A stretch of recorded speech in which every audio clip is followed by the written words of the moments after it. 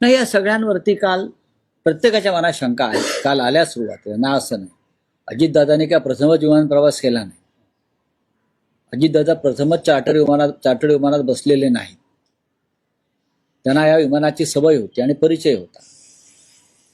पण काल सन्माननीय शरद पवार साहेबांनी जे एक निवेदन केलेलं आहे, ज्या शंका आहेत त्या शंकांना निरसन करणार. मला असं वाटतं आपण त्या गोष्टी त्यांनी सांगितलेल्या मान्य केल्या पाहिजेत. हा एक अपघात होता, पण त्या अपघाताची जी तांत्रिक कारणं आहेत त्याची चौकशी डीजीसीए करेल. चौकशी झाली पाहिजे नक्कीच. का होऊ नये?